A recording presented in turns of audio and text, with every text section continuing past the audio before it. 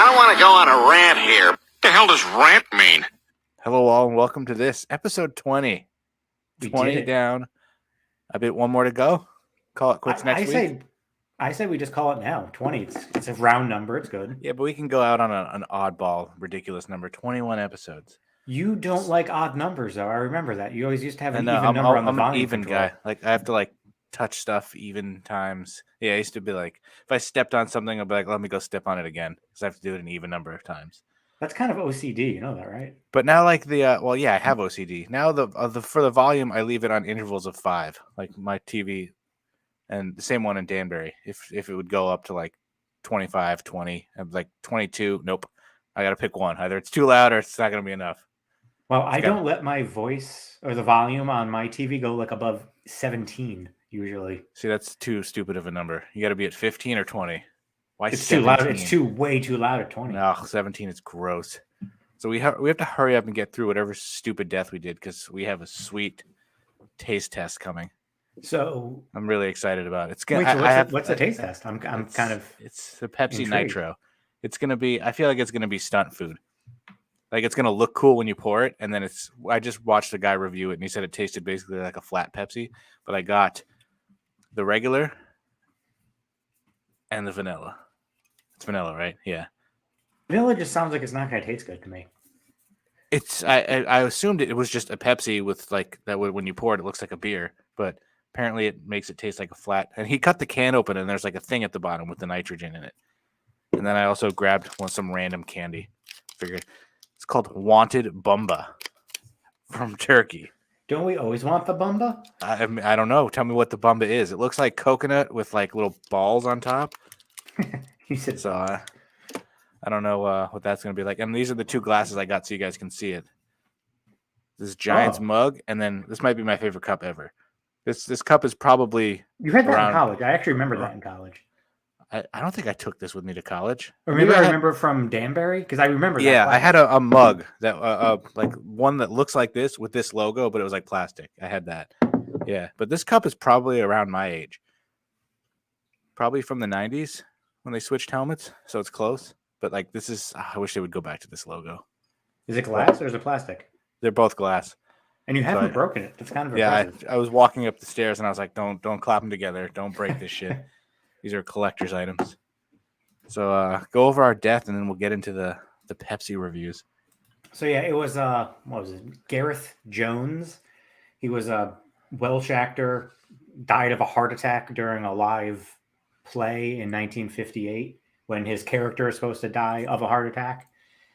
Not a lot about this guy. Well, first of all, his birth name, his real name's not even Gareth. One of those. Should have added him to our list. It's Charles Gareth Megicks Jones. Megicks.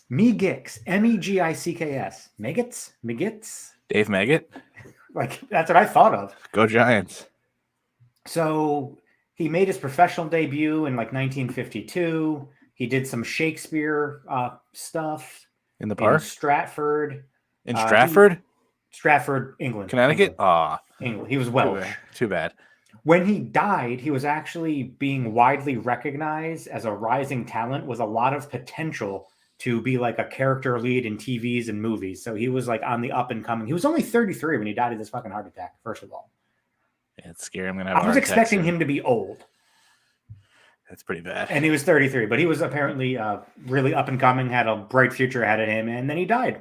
And that entire play, they worked his death around it, like you had even said last week. They're like, well, if he was here, he would have said this. But not the rest, not that play that did he died on stage during the play? He died off stage. But it was during the play? During the play, because his character was supposed to be coming back out, and the people in the play that were on the so they set. kept the play going? What is this, fucking Over the Edge 99? Yeah, they kept the play going. They saw him collapse off stage. They didn't know that he died. No one told them that he was dead. And they let the play continue? Yeah. That's horrendous. And then they just kind of worked it in and they ad-libbed. I wonder if they knew. I wonder if the actors knew. Poorly, if he was here, he would have said this. If he was here, he probably would have had a heart attack right now. You think they knew? They didn't know until after. Oh, that sucks. That's fucked up. Yeah, remember Gareth? Yeah, he dead. What? Oh, man.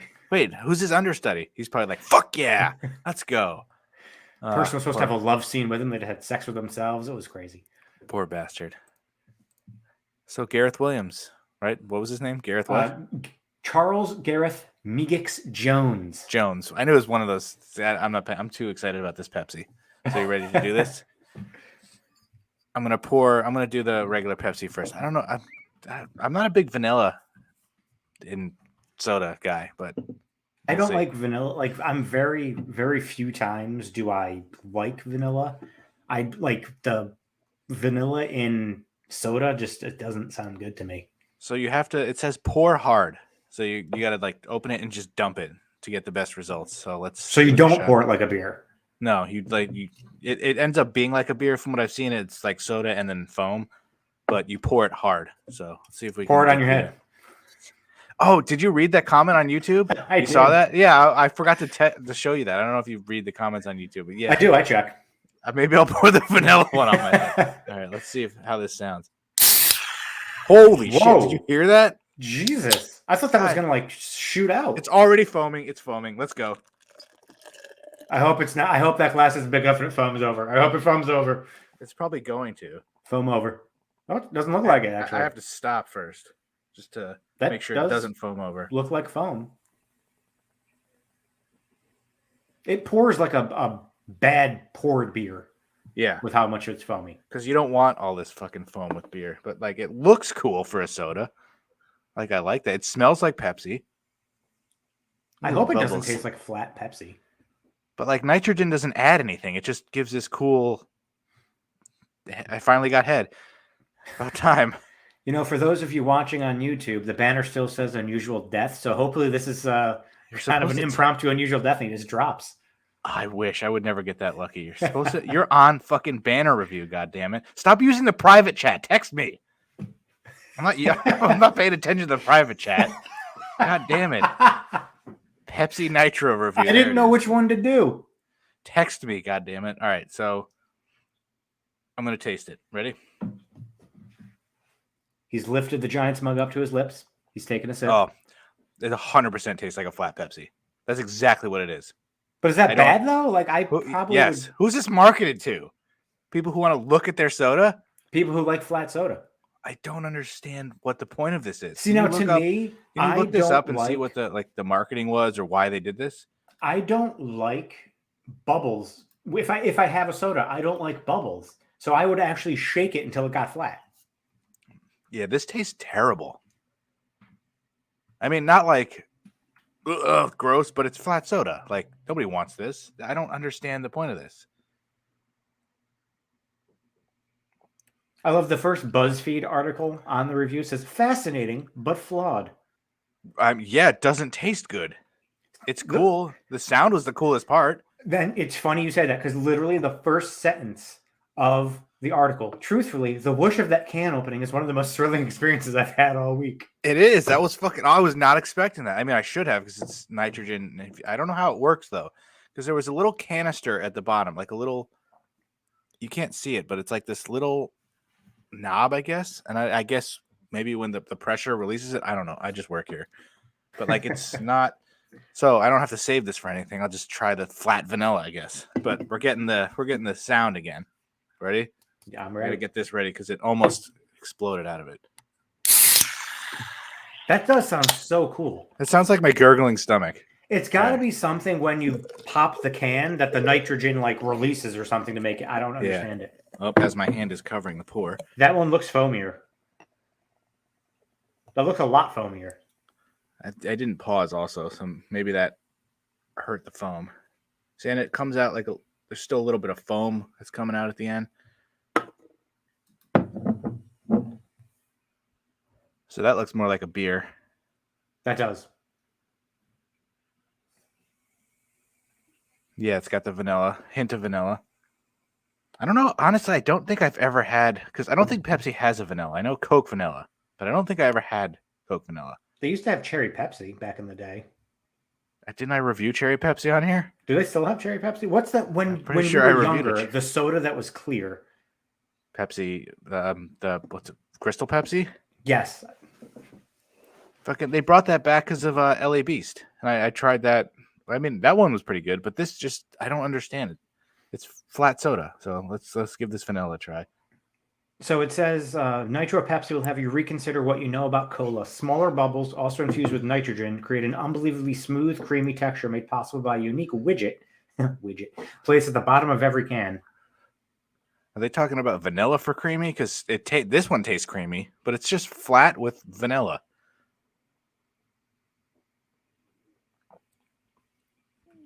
Yeah, it's flat soda with vanilla.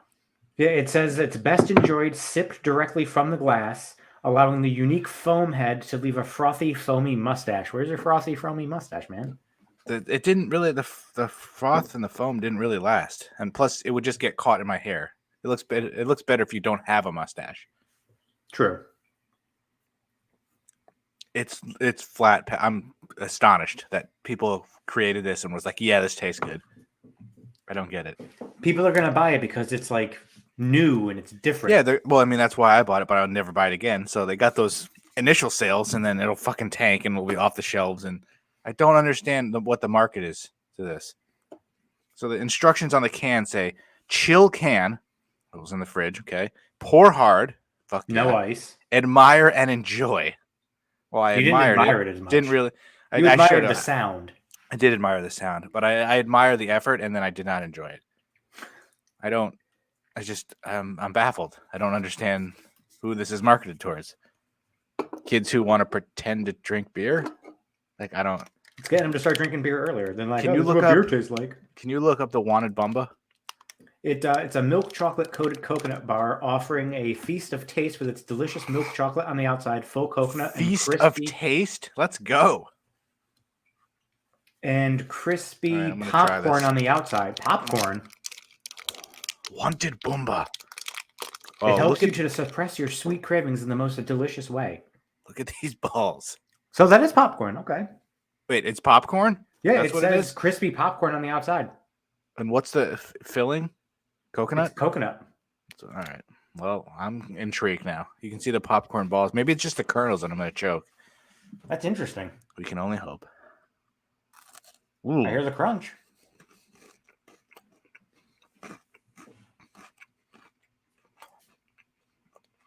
I hear you crunching. I hear the cat using the litter box. Everything's happening at once.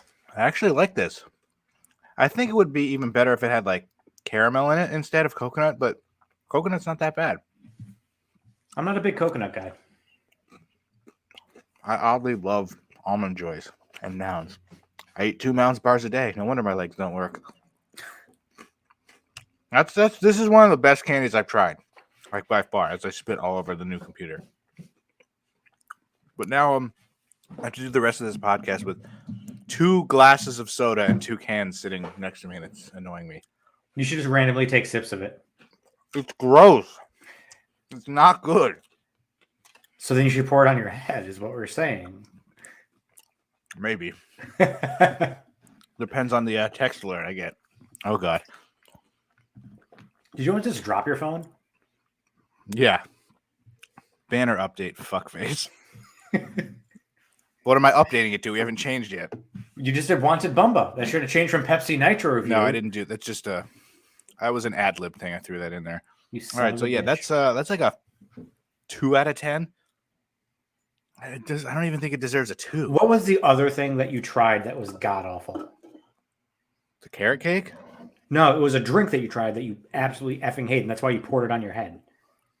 Oh, Was it the one of the energy Mountain drink? Dews? Yeah, that Mountain Dew like energy. Yeah, that was not Better good. than that, or is that better than this? This I can at least stomach. It's just flat Pepsi. So the Mountain Dew is probably worse. But unfortunately, they're still in Russia, but their water is so fucking good. Ah, yes. All right. I want to play your fucking WrestleMania game you made me wait. Unless you want to do NFL first. No, we can go right to wrestling. That's fine. Because we do have a few NFL. I forgot fucking what's his face. But we'll do WrestleMania. We Who's can play your what's-his-face? game first, and then Tyreek Hill. We can talk that about dick him fuck. later. Dick fuck, Jack fuck. Dick fuck, Jack fuck. Oh, here comes the cat. She's jumping up here. It's not going to end well. So we have a WrestleMania debate, and I want to play whatever your game was that you So hopefully it's WrestleMania 6 because I'll be able to guess that. Why do you not like the 2-night WrestleMania? Okay, so we're not playing the game first. No, because you have WrestleMania debate, and there goes the cat. She's gonna knock the computer down. There she goes. I can't make a banner for every single fucking thing we talk about. Do you want me to make one that says dick fuck, jack fuck? Kind of. So why don't you like the 2-night WrestleMania? Because it's not special. WrestleMania is one night. The Super Bowl is one night. Plus, But also, the NBA Finals is 7 games. And Game 7 is way more important because that's the one and only last game. Nobody's like, yeah, I'm excited about Game 1 as much as I am Game 7.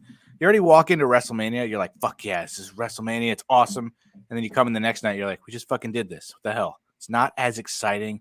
You already saw the stage. You've already been there. Plus, I was thinking about it. You have to pay double the ticket price. You have to go out again for 2 shows.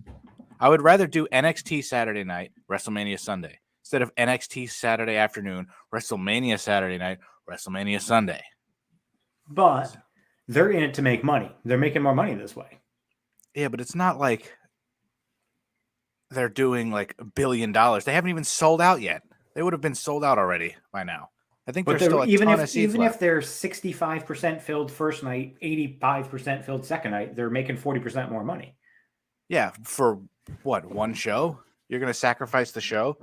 Plus, I feel like... but that's hundreds of thousands of dollars that they're going to make, but also they're probably getting stuff from whatever city that they're in because they're bringing more people there. I don't think they're getting paid any extra for being 2 nights. They're there for the whole week anyway. They're always there. It's not like they're there an extra night because of this. But it's a lot because you could do Saturday, you could do everything, and then NXT's at night, and then you get Sunday morning to relax, and then you go to WrestleMania. Now it's like Saturday all day, you're busy all day. Sunday you're going in there, and you already went to WrestleMania, and it waters down the feeling of like, yeah, I just main evented WrestleMania. Yeah, which night did you main event it on? Is the first night the real WrestleMania? I think the second night is. Second night is. Yeah, but the first night you get the feel of this is WrestleMania. Let's go. And then the second night, you're like, we already did this, but this is the regular night it's supposed to be on. It's Sunday. That's the real main event. But we already had WrestleMania the day before. What if they called night one like the WrestleMania kickoff? And it doesn't matter what they call it. It'd be different then. Don't have a show. It's like you're gonna call it WrestleMania night 1 or don't even. They're always gonna have it. They're always gonna make it 2 nights now. They're always going to. It waters it down. It waters it down a lot. The card is fucking terrible. How did you manage to have 2 nights and like 2 good matches? Well, I mean, they did that last year too. There wasn't that many good matches last year. Yeah, I know. There are 2 nights, and it fucking waters it down. It gives you shit you should not be seeing at WrestleMania. We should not be seeing fucking Baron. I almost said Drew Corbin. Baron Corbin shouldn't be having a singles match at WrestleMania. I'm sorry. Like, it was cool. Like, Cesaro got that match against Seth Rollins, but like, I don't need to see. But now these shitty matches. You need to just be like WrestleMania 31. That's the standard. 30 and 31, that's the standard for WrestleManias. Which they're never going to do again. They're going to try to get as many people on the card as they can. You don't need to do that. It's not like the 80s where you get paid, like you have to get on the show to get paid. Yeah, but throw them in the Battle Royal. That's the whole point of those stupid things. You get your payday. You don't deserve to be on the card. Like, all the people on the card, like, let me pull it up. Like, I would have like a special match for like Gable and Otis. Like, they're like one of the few like mid-card team people that like nobody really gives a shit about, but they deserve to be on WrestleMania because Chad Gable's awesome. But you realize Rick Boogs is getting a WrestleMania match. Are you fucking serious? It's a title match though. That's horrendous. That is horrendous. But I mean, look at, it's not watered down when the last time it's just badly booked because it's 7 matches each night. That's what plus, you can say that about every WrestleMania then. Yeah, but WrestleMania 32, 33, 34. WrestleMania 35, which was the last one that was one night, was 16 matches. It lasted like 7 hours. Yeah, that's because they're dumb. You don't do that. They're never going to not have 15 matches or something like that. They're not going to have like the 7, 8, 9 matches that they used to have. We're not talking about like fucking 50 years ago. They just did this. They haven't done it in almost 10 years. What are you talking about? You said 30, 31, right? 34 wasn't terrible. It was long. And they don't want to have those long shows anymore. Yeah, don't book the matches. You need to look at this. You can make a pay-per-view, combine this into one night. Women's title match. Seth Rollins and Cody, obviously, you have to put in there. You have to put in Rey and Dominic because Logan Paul's in it. You have Johnny Knoxville and Sammy. You have to put Pat McAfee in. AJ Styles and Edge, and then the WWE title match. I'm sorry, I don't need to see fucking RK Bro against the Street Profits and Alpha Academy. And what is that? That's like 6 matches you just named. 7? About that. So then you can put in the tag title match. Fine. I don't need to see the Usos and Nakamura Boogs. You don't need Drew McIntyre and Happy Corbin. You don't need New Day against Sheamus and Ridge Holland with Butch. You don't need Bobby Lashley and Omos. Sorry. It's been almost a decade since it's been 7 years now since they've had less than 10 matches. Are you counting pre-show matches? That's part of the show. Yeah, but I don't count those. Count actual card matches, because for the pre-show, it should just be the 2 battle royals. They're not even doing them at the show. They don't have enough women to do the women's one. You don't need. It's a battle royal. It's not a Royal Rumble. You can throw any women in there. Throw the stupid like there's 1, 2, 3, 4, 5, 6, 7, 8 in the Fatal 4-Way. I don't know why I had to count. Fatal 4-Way tag match. There's 8 of fucking. You have plenty of women. Call up NXT. Do a battle royal. Sorry, so 35 had 12 matches on the actual card. 35. I would do max. I would like to see a card with 2 pre-show battle royals, and then I feel like 8 might be too few. So max 10 matches. 12 total with the pre-show. Pre-shows also doesn't need to be 2 hours. Like, fuck off. 34 had 11 matches on the main card. 33 had 10. 33 only had 10? Yep, on the main card. They had like 3 on the pre-show for that. I remember that. Yeah. They usually have 3 or 4 every year on the pre-show. It's just so unnecessary. 32 had 9 on the main card. 3 32 only had 9? That show actually, I don't know. I guess one of those lasted 6 seconds, which was The Rock. That's true. Well, fucking the main event bored the hell out of everybody, so that kind of was that Roman Triple H, right? That felt like an hour, yeah. I mean, I get why they're doing 2 nights. I get why they're doing it. I didn't say I don't get it. You make more money, and you can. That's really the only reason to do it. I don't think having it be 2 nights is why the card is watered down. It's just bad booking. Because they're having the same number of matches they usually do. It's just bad booking. I mean, it's watered down because you're fucking. Who are you going to put you don't need the tag titles on the card, but they're doing it because it's 2 nights, and you need. But they don't have the They don't have the Intercontinental title on the card. They don't have the U.S. title on the card. I mean, those aren't really important either. They haven't done anything to make anybody care about those titles, especially since Sammy's not champion anymore. They haven't done anything to make me care about Charlotte Flair being the women's champion. Yeah, of course not. She sucks. Nobody likes her. But it's Ronda Rousey, so she's getting. Plus, there's also a fucking Austin, so that takes time. I just don't. I'd rather just do 1 night and be over with. I don't want to fucking go back and do another night, spend hundreds of dollars on another fucking ticket. So it's like, yeah, I got night 1. That ended up sucking, but I was so close to the floor. But I couldn't afford good seats for night 2, so I was in the fucking rafters. And it's like, but I think it's giving people the option. If there's only like 1 match they give a shit about, they don't have to go to both nights. No. If you go to WrestleMania and you go to 1 night, not the other, don't even go at all. Speaking of that, Phil went to WrestleMania 29, ended up watching the show in his hotel. I don't think he could afford, or he didn't have enough money to buy a ticket, so he ended up not going to the show. So he went there with the intention of buying tickets, but I think so. I think he didn't have tickets, and then the price was probably not in the realm of what he can do. So, like, that sucks. But he was trying to. But if you're like, yeah, I'm only going for 1 night, like, why even bother? Go to a different show. All the other stuff that, like, all the other, obviously, it's kind of like becomes the destination. So all those other independent companies and everything put on shows. So, like, they're not putting on shows until after night 1 is over on Saturday. That's what also hurts, because you could do all the independent. Although I guess NXT was always Saturday night, but you had the whole day Saturday. Now you have NXT Saturday. Now you have to get up early Saturday to do NXT at 1. Then you have the rest of the afternoon to kill, and then you have to go to Mania. So you're going to be fucking tired anyway. Isn't NXT at noon? At noon or 1, I don't know, but it's same thing. Same idea is that you have to kill the rest of the day, and I'm sure there'll be a show in the middle. So you're going to be just as fucking tired. So now you have to sit through WrestleMania, which is, say if it was 7 hours, you're tired after that. You got to sit through 1 full day of WrestleMania, the entire day of wrestling, and then sit through another 5-hour show Sunday night. It's like, I don't see the. But now, do you think part of it, obviously they're doing it to make more money. Are they doing kind of like a middle finger to the rest of the independents? Like, well, now you don't have the night the entire day before like you used I don't to. think Vince gives a shit about that. I think He it's just doesn't, but maybe Nick more Khan money. does. And from a lot of people I've seen on Twitter agree with me. Oh, it's not the same. Because I like it being 2 days. If you're watching it at TV at home, it's awesome. You get an extra day of wrestling. Cool. But if you're there, I just think it's not. It's like walking into the same place. It's like going to see fucking name a band you like. Like, yeah, we're doing half our songs one night, half our songs the next night. You're not going to walk in with the same energy you did the first night. It's just impossible. No, It's that's the a valid anticipation point, of but finally also going I there. think going there and having it be like the 7, 8, 9 hour show that it has been in the past. I think fucking 30, kill myself. 35 was just a fucking like really bad. None of them before that were that bad. But all the kickoff shows would start at 5 p.m. They also need to eliminate the kickoff show. Give me I an agree. hour. It shouldn't start at 5 p.m. and have the show start at 7 and then doesn't end until it's still like almost midnight. It's like they make also 2 nights, one night with all these matches. It makes WrestleMania feel like less important. Like we don't need these filler matches. Just give me the 8 best matches you can come up with. I don't even think they could do that though. Like you could give me an Intercontinental title ladder match. You could give me the 2 world titles. Now that's only 1.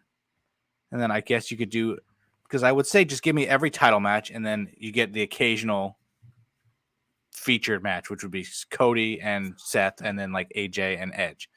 Let's see who doesn't deserve to be on the card.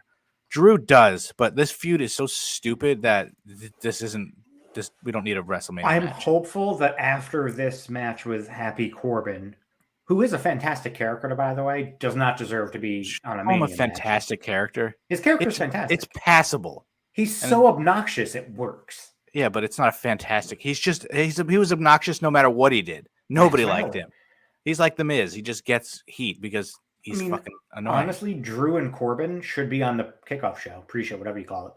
They don't have anything listed for the pre-show, so I don't know what night 1 and night 2 look like for a pre-show. Is it a 1 hour pre-show? One of the nights we're going to get Dana and Reggie versus Tamina and Tozawa. So then if you're adding, you have 7 matches and 7 matches. So if you're going to add random shit to the pre-show, you're basically getting fucking long ass shows anyway.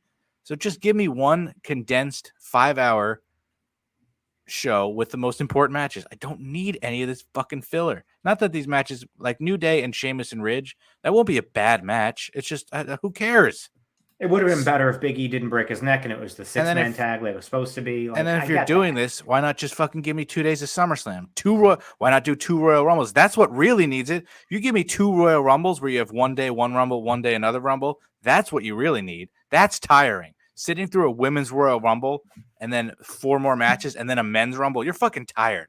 I'd rather sit through a 7-hour Mania than 2 Rumbles. They actually did not have any pre-show matches last year either. It was fucking raining. And then they gave that fucking long ass fucking speech and shit where they were fucking trying to kill time. And plus, it's in Texas this year.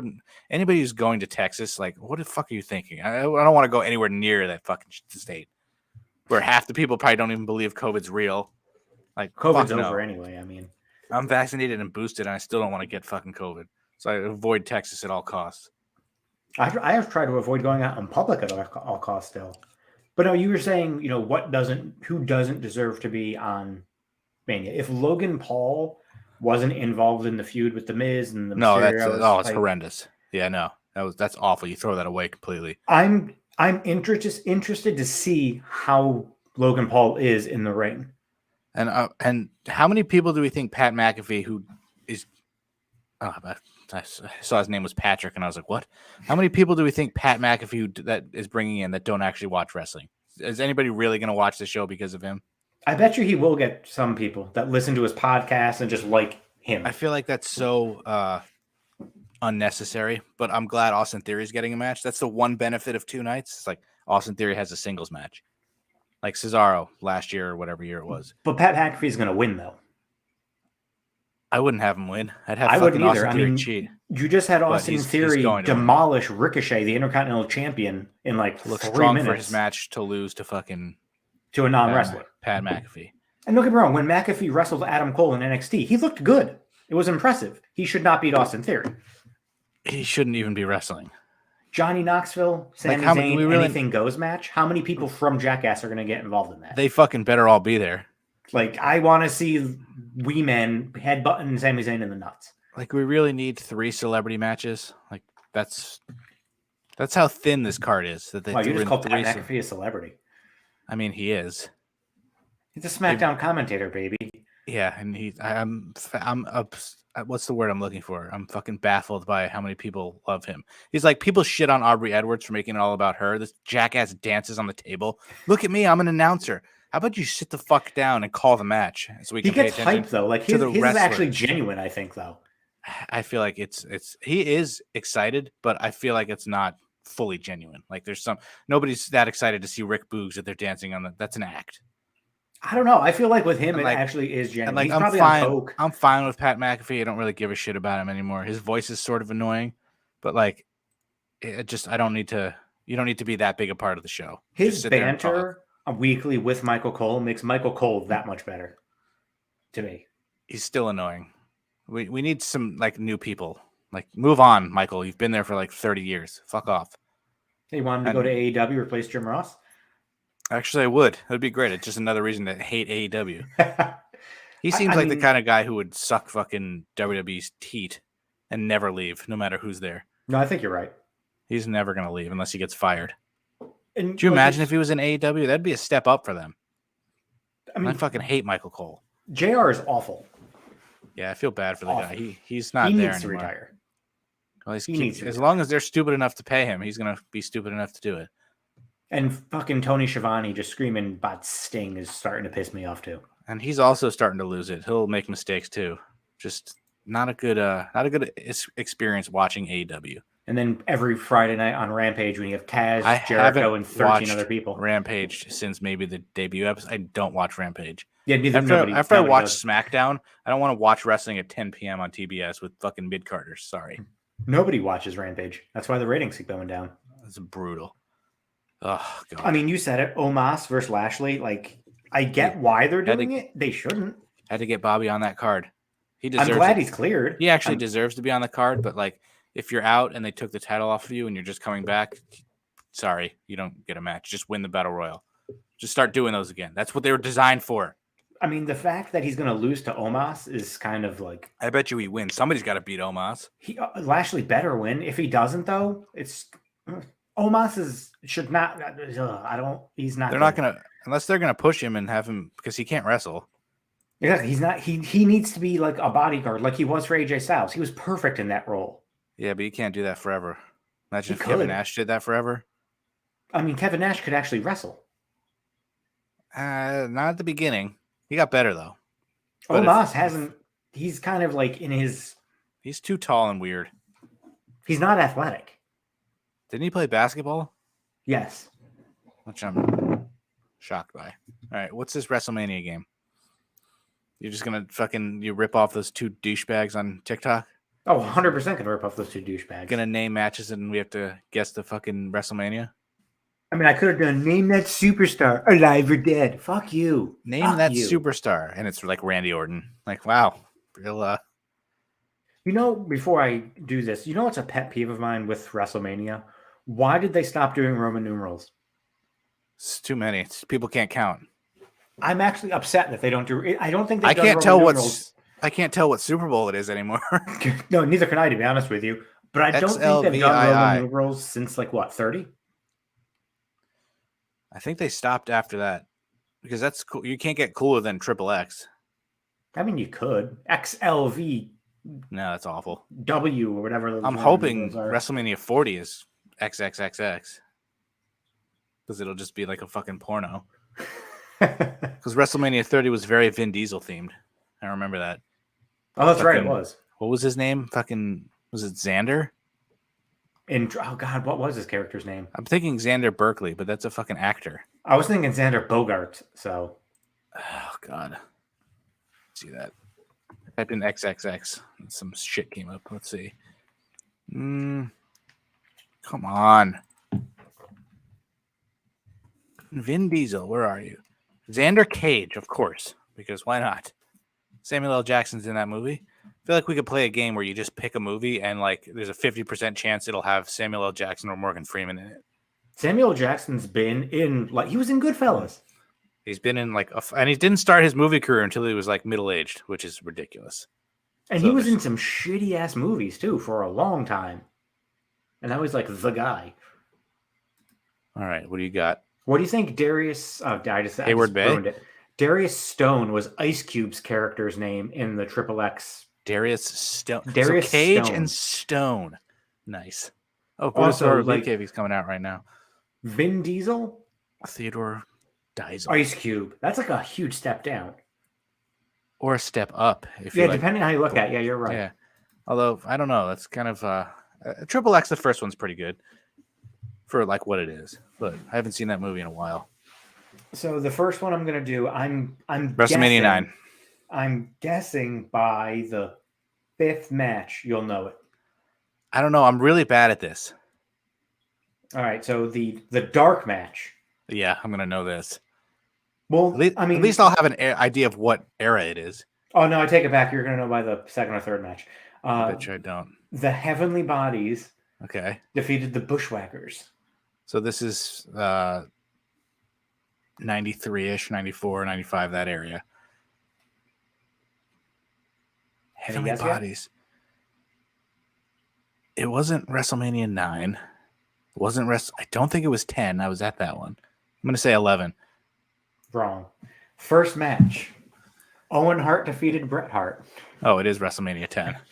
WrestleMania 10. You were there. You really didn't think I was going to get that before the 3rd?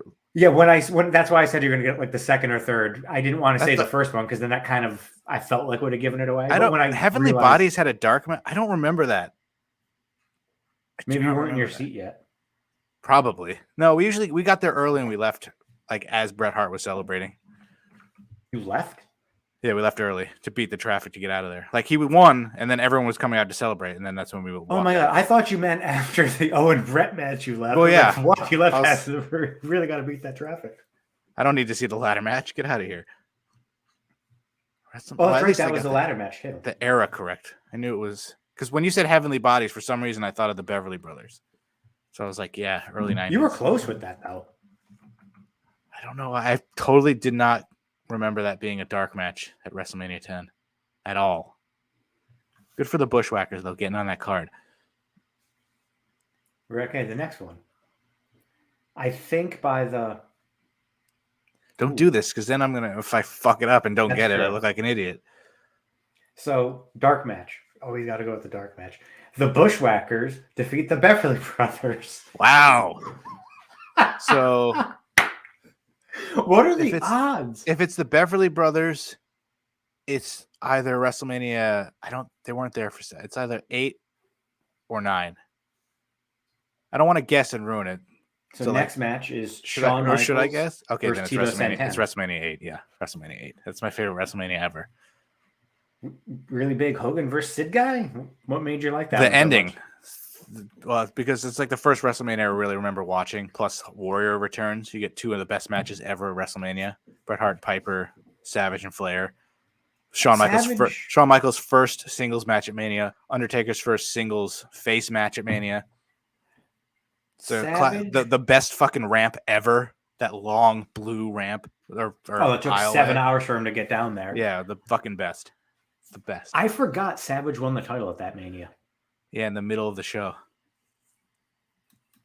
And so that means he won the title at 2 Manias. I wonder if I can name the matches on that show. I don't think I can do it in order. Right? Because I know there's a fucking Owen Hart versus Skinner match that lasted 2 minutes that Davey Boy Smith refused to do. Whoa. It lasted 1 minute, 36 seconds. They were like, Davey Boy was like, yeah, I don't do the matches like that. Skinner's like, I fucking do. I want the payday. So he took the match. Fucking Hogan, Sid. Yep. How many matches total? Eliminate the dark match, which we already went over, and eliminate Shawn Michaels, Tito Santana. There's 8 other matches. So Hogan, Sid. Yep. Bret Hart, Piper. Yep. Fucking title match, Savage and Flair. Yep. There was that obscure 8-man fucking tag match. I want to say it's the Nasty Boys, Mountie, and Repo Man. Yep. Against newly face Sergeant Slaughter, Duggan. Yep. Bossman, and what's his face? Virgil? Yes. That like a ridiculously obscure match. What else happened on that fucking card? WrestleMania 8. Did Rick Martel had a match against like Tatanka? Yep. Who the fuck is texting me? God, I'm talking to you, so very few other people text me. You already mentioned one of these people, but you haven't mentioned the match itself. I always do this, and I just draw blanks. Beefcake wasn't on that show. You said newly face. Sergeant Slaughter? No, before. Yeah, that's what I said. Newly faced Sergeant Slaughter. I'm sorry, somebody else who turned face. Somebody else who turned face. This is my favorite Mania ever, and the pressure is getting to me. How many matches do I have left? 2. Oh, And one of them's obvious. Money Inc. and was it Not the Natural obvious Disasters? That's correct. And that wasn't even the obvious one. You're missing the obvious one. There's another obvious match. Yeah, the obvious match. I already named the best match. Someone who fucking wrestles every year at Mania. Oh, duh, of course. Fucking against Jake Roberts. Yeah, The Undertaker. Yeah. I was like, what the actual It's always the obvious one that I fucking can't remember. Yeah, that was the second match, I think. Was it second or third? Oh, great Mania. All right, I got another If you've one. never seen it, watch it. As soon as you say fucking something like too cool, I'm fucking screwed. I think the only Mania I don't think I've ever watched beginning to end was Mania 4. We also technically didn't see WrestleMania 24. We were at school. 24. Was the Shawn Michaels retiring Ric Flair? I've still never watched that whole show. I don't even remember the card for that show. Right now I'm actually going to go to that one. We're just going to discuss this one for a second. Well, it was Shawn Michaels and Flair. Undertaker and Edge main evented. I think it was Triple H, Orton, and Cena. And then I couldn't tell you anything else. All right, so first match, the pre-show match, Battle Royal to determine the number one contender for the ECW Championship. Oh, this is WrestleMania 24. I got it right. Yeah, so we're going to discuss this. Yes. 100%. So how long do you think the Battle Royal to determine the number one contender for the ECW Championship lasted? 8 minutes. Lower. Good. 6 minutes, 12 seconds. Oh my God, so close. 6 minutes, 22 seconds. Oh, bastard. There was 24 people in it. Wow. For the How do ECW you title? have for the ECW title. Opening match was JBL defeating Finlay in a Belfast brawl. Okay. Starting out hot. Then we have the Money in the Bank ladder match. Oh, yeah. This is where Edge already has a match. Is this Kennedy? Kennedy was in the match, did not win. Here are the participants. Who the fuck Shelton else won? Benjamin, Oh, he didn't win. MVP, He didn't win. Kennedy, No. John Morrison, Nope. Chris Jericho, Was this Kane? Carlito. You think Kane's going to win the Money in the Bank after he wins the number one contendership for the ECW title? Oh, you said he won that? Yeah. I was half listening to you. He last eliminated Mark Henry. Carlito and then CM Punk won the. Oh, okay. Money in Well, the Bank. this is only one guy who could win. The interpromotional singles match was next. From SmackDown, Batista versus Raw's Umaga. Why is that a match? I honestly don't remember that at all. Why is that a match? Yeah, I have no recollection of that because it's an interpromotional match. You need one. Next, we have the ECW Championship match. Was this Kane and Chavo? 100% Kane and Oh, Chavo. like the 9 seconds? Okay, I remember Come on, that. show them some respect. 11 seconds. I should have gotten it under 10. Then we have middle of the show. Shawn Michaels defeating Ric Flair. Yeah, because Ric Flair had to go to the bar. Drunk idiot. Oh, that's amazing. That's amazing. That's the only thing I could come up with. I was going to say he could going out to show his penis to little kids or some shit like that, but whatever fits. So then we have a Playboy Bunny Mania Lumberjill match. Fuck yeah. Beth Phoenix and Melina defeating Ashley and Maria. I remember you had a whole MySpace page dedicated to Melina's butthole. It was fucking strange. But it was one of my top 8 friends. You're actually mistaking that with Santina Morella's butthole. Well, I have lots of pictures of those. That was fucking great. Then you'd mentioned it. We have the triple threat match for the WWE Championship. Randy Orton defeating John Cena and Triple H. Yeah, I remember being surprised Orton retained. I didn't expect that. I wonder how we were getting results. It was before Twitter. Were I we wonder just what we were- refreshing WrestleZone? Was WrestleZone even a thing back then? I knew WrestleZone since like 2002. Because that sucked. Like, why didn't we just fucking go somewhere and watch it? Yeah, why didn't we like go to my house to like order it or something? Because What you the- sucked back then. Even worse now. You didn't even Very offer. true. It's not like you were like, yeah, let's go. And I said, no, we did. You didn't even make an offer. Very could've- true. Oh, you bastard. The co-main event, Floyd Money Mayweather defeating Oh my Big God. Show. Yes, I forgot. I'm pretty sure you were with me in the dorm room. I don't think I was alone. No, I think I was with you. Because it's possible you were at home and I just couldn't get a ride home or whatever. No, but I never watched this. So Oh, if alright. I was home, I would have ordered it. Yeah, that's true. All right, we'll do What one a bad more. mania. We'll do one more. What a bad fucking mania. Yeah, that's actually pretty awful. Pretty awful. Not actually upset. I've never seen that.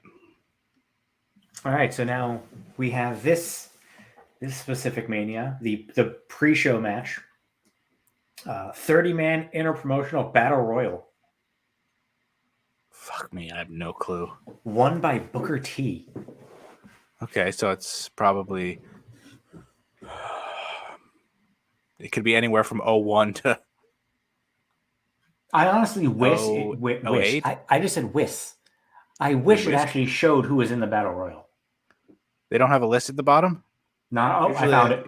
Yeah, usually I found they it. have. So you ready? You want me to just name you people in this? This might actually help you. Yeah.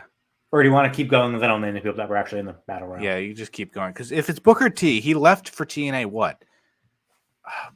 Like before 2010, I think? So he came back for the 2011 Royal Rumble. So I'm going to say it's anywhere from 01 or 02 to like 08. Booker T left WWE in 2007. Okay, so that helped me. So You're it's welcome. probably in that area. Opening match. You might actually get it now. Rey Mysterio versus Eddie Guerrero. I fucking don't remember what number that was. Not 21. Not 20. I forget what fucking years these things are. WrestleMania 20 was 2004. I know that because I was there. 19. Next match, Money in the Bank ladder match. All right. 23? Nope. Damn it. Next match, Undertaker Yeah. versus Randy Orton. Oh, 21. Yeah, I love when you said it's not 21 when you said Ray versus Wait, Eddie. I thought. When did Kurt Angle face Shawn Michaels? Was that 22? 21. That was 21. But you just said. Oh, you said Eddie Guerrero and Rey Mysterio. I don't know why I heard Kurt Angle. Well, that would explain why I couldn't fucking get it. Idiot. All right, now do this Tuesday in Texas's. See how many of those I can get. how many of them were there? Like 2? 1. So here's who was in the battle royal. WrestleMania 21 Battle Royal. For what? Wait. Just a Battle Royal? Yeah, just an interpromotional battle royal, which lasted 11 minutes and 20 seconds. How do you get 30 guys in the ring at the same time? That's got to be really hard to actually do anything. Yeah. So let's see. We have Booker T, Paul London, Heidenreich, Wow. Spike Dudley, Jeez, this is the who's who of mid. Nunzio, Oh, God. SmackDown #1 announcer Funaki. So far, the only good person has been Booker. Yep. Doug and Danny Basham. Yeah? Starting to see how Booker T won. Orlando Jordan, Wow. Mark Yes. Jindrak, Luther Reigns, Is Sean O'Hare in it, too? Scotty Too Hottie, Jeez. Hardcore Holly, Charlie Haas, Billy Kidman, Akio. Who the fuck is Akio? Who? AKIO. Oh, Jimmy. That's the old Jimmy Wang Yang. Jimmy Wang Okay. Yang. Then we have Simon Dean, This is literally, there's like not even people who were borderline Hall of Famers. It's like nobody's. William Regal. Okay. There you go. Still not. He sucked, This was though. before Yeah. King Regal, so like he wasn't legit yet. Tajiri, Wolf, Rob Conway, Wow. Sylvain Grenade. Yep. Yeah. Snitsky, The Hurricane, Rosie, Chris Masters, Jamal. Viscera, Rhino, Val Venus, Tyson Tomko, and Maven. Val Venus was at WrestleMania 21. Wow. He was indeed. Can you name Fuck that guy. the last person that was eliminated by Booker T to win? Out of that star-studded group of people. I would hope it's Regal, but I'm going to say it's some random fuck like Chris Masters. It was Chris Masters. Yes, because that seems like a good guy to have come in second if you're not going to have him win it. Oh, that's if you're going to put Orkin in that, if you're going to put Oni Lorcan in that, you have to have Lorcan win it. Lorcan's in it to win it, baby. Even though he wasn't. You acted like Oni Lorcan was the second coming of Hollywood Hogan. I love Tony Lorcan. If you're going to call him up to put him in that, no, you just need people to be in it.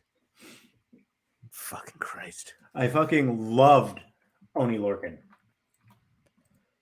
Well, that ends the WrestleMania game, so let me change the fucking banner. I don't have a banner for this one, so I'm going to create one. Oh, NFL movies. Oops. Ooh, NFL movies. There you go. Baby. So go over the few free agent moves that happened since Russell Wilson went to Denver. Was there anyone besides Tyreek Hill getting traded? Well, since Russell Wilson went to Denver, Von Miller signed with the Bills. Which I didn't see coming. I thought he would be Same. In LA again or back to Denver. Randy Gregory. I thought he was going to go back to Denver. Randy Gregory signed with the Broncos. So there you go. They got their guy. Teron Armstead signed with the Dolphins, offensive tackle. Allen Robinson signing with the Rams. That kind of caught me off guard, too. And then they traded Bobby Trees. Yeah, they traded him to where? The Titans, I think? Yes. Which I guess since they have no cap, they needed to. Because otherwise that would have been a great fucking wide receiver room. They're still trying to get OBJ back, too. They should be able to afford him since he's going to miss at least, half the year? Yeah, at least half the year. I mean, honestly, how good is Cooper Kupp going to be now when you add a guy like Allen Robinson? How good is Allen Robinson going to be? Depends on if Allen Robinson is washed or not. I have to think that he was just fucked last year because they didn't target him at all. He was the biggest fantasy bust, I think, maybe ever. At least at wide receiver. He literally did nothing. I traded for him too. He did nothing. He had shitty people throwing to him all year too. And they also took down he tweeted about this. They took down his target share by a lot. So if he returns to anywhere near what he fucking had Blake Bortles as his quarterback and put up numbers. So he might fucking be a great fantasy. And I don't even know who to take. I have 4 picks, I think next year. 4. Yeah. Tyreek Hill would have been one of them. I don't know. You trust him with Tua? I'd be afraid to. Unless I can get him late second round. I don't know if I would. Who do you take? I mean, Devontae Adams downgrades at quarterback, but I feel like he'll still put up good numbers. So he's probably still wide receiver 2. I mean, he may have downgraded at quarterback, but all the other weapons they actually have there. I mean, they have Renfro, they have Waller, they actually have other weapons. He has more weapons around him but that hurts him. Vegas. But it also leaves him open more when he was getting double teamed and putting up numbers. Now he's going to be probably one-on-one. Yeah, but the other guys are going to get numbers. So, who are the other fucking Rams receivers? Kupp put up all those numbers. Did anybody else do anything earth-shattering? I mean, what was that guy's name? You had Robert Woods, fucking the Skoranek who dropped the fucking touchdown, or Kalanick. What did he get? Kalanick tube shoved up his asshole. So let's see. For receivers, we have Cooper Kupp, who just put up the most ridiculous season, 145 catches. Are you kidding me? What's the NFL record? I think he missed it by 2. Hold on 1 second. Oh, I don't think I can pause. I'm busy. Oh, Jesus Christ. We have to stop streamer. This fucking sucks. Just keep talking. I don't think we can pause. So hang on. So let's see. Michael Thomas had it with 149, which is kind of, at that point, Kupp should have just gotten it. 4 away. Wonder why he didn't. 191 targets. I mean, they definitely did have some other weapons. Not many. I mean, 4 away from it. Probably should have just kept throwing him the ball so we could get the record. All right, so what was the record? The I kept talking. Yeah, I know, I Michael heard. Thomas Good. has the record for 149. Cup had 145. Oh, so close. Why don't you just fucking That's what I said. I was like, just keep throw him a throwing him few the ball. more. So, who He had the other that many receivers they catches? had? Robert Woods had 45 catches, but he tore his got hurt. ACL. Who the hell let's was their see. number 2 for the rest of the year before Hotel? Van Jefferson, baby. Oh, right. Yeah. Okay. What did he do? 50 catches for 802 yards. They had Tyler Higbee put up 61 as a tight end. That's really weird. I feel like Adams' numbers are not going to be as good, but it'll still be probably top 5 at least. Ben Skowronek. Skowronek. Oh, God, that's a terrible name. Yeah, that's the guy who dropped the fucking touchdown.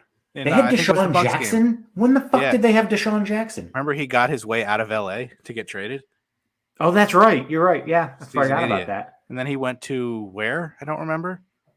I think he had, I don't know honestly what he did after that. I don't think he did anything. Didn't he go to Vegas? He went to Vegas. That's what I was going to say, yeah. And I don't think he did much. 12 catches for 233 yards. That's it? Yep. He got his way out of LA for that? Yep. And now he's got a new agent. Is it Cody Banks? It's Drew Rosenhaus, baby. Oh.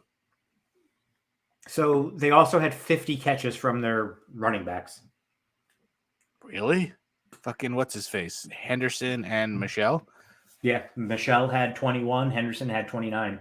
So what did Adams do this past year? I feel like he had probably, 1,100 yards? I don't think he went over that. And he had less touchdowns for sure than 2 years ago. But what do you think Adams finished with? So you said... He probably had like 1,100 yards and like 8 touchdowns. How many catches? Honestly, I have no clue. I think it was over 100, but I could see him having like 88 or something like that. Some like obscure low. I'm going to say 90. So you're going to say 90, 1,100, and 8 touchdowns? Yeah. Yeah, he had 123 catches. He did? 1,553 yards and 11 touchdowns. I was close on the touchdowns. Why don't I remember that? Dude was putting up numbers. Maybe because I just hated Aaron Rodgers so much. So there's no way he's going to do that anywhere near. If he gets over 1,100 yards, I'd be surprised. Because I think they got Renfro, so they're going to spread it around more. But they have Waller. He'll probably have around the same amount of touchdowns because he'll probably be a big. Because Waller will get hurt because he's too busy watching his son in NXT. So he needs to take time off. Even though I'm pretty sure Grayson Waller's like 8 years older than he is. Oh, that was really Darren good. Waller's what, like 26? Grayson Waller's like 31, I think. Grayson Waller is 32. They're 29. Yeah, so he's his dad, even though he's 3 years younger. Because he was around first, so we'll call him his dad. So Hunter Renfro had 103 catches as the Rams. The Raiders number 1. Who's their number 2? Their number 2 receiver was... Not counting Waller. Josh Jacobs. Yikes. He had 54 catches. Who's their actual number 2 receiver? Like wide receiver? It was Zay Jones. Yikes. Oh, I forgot Ruggs was a moron. He had 47. They actually had almost 100 catches from their running backs. It's because he seems like a dump-off kind of guy. So maybe Adams will come up close to that. I don't think he'll reach 1,500 yards again.